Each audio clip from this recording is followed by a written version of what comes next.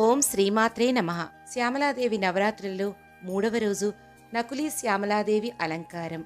నకులీ శ్యామలాదేవి శ్రీ రాజశ్యామలాదేవి యొక్క ప్రత్యంగ విద్య. పూర్వం ఒకసారి బండాసురుడనే రాక్షసునితో ఆ జగదంబ యుద్ధం చేస్తున్నప్పుడు ఆ రాక్షసుడు సర్పిణి అనే విషసర్పాన్ని అమ్మవారి సేనలపై ప్రయోగించాడు.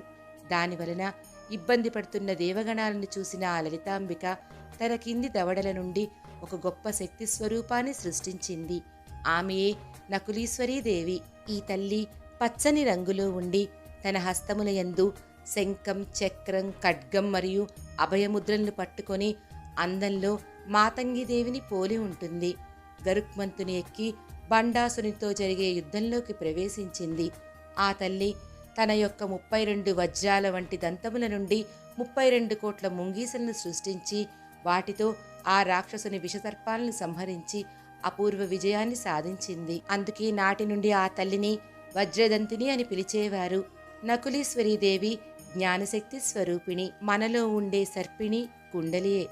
సాధకుడు తప్పు మార్గంలో వెళ్ళటం అనగా తను చేరవలసిన మార్గంలో కాక వేరే మార్గంలోకి వెళ్ళటం వలన ఏర్పడిన భ్రమలు, గందరగోళాలు అనే సర్పాలను తొలగించుటకు ఆ జగదంబ నకులి అనగా ముంగీస రూపాన్ని స్వీకరించి సర్పాలను ముంగీస సంహరించినట్లుగా మనలోని మాయను తొలగించి పూర్ణజ్ఞానాన్ని ప్రసాదిస్తుంది.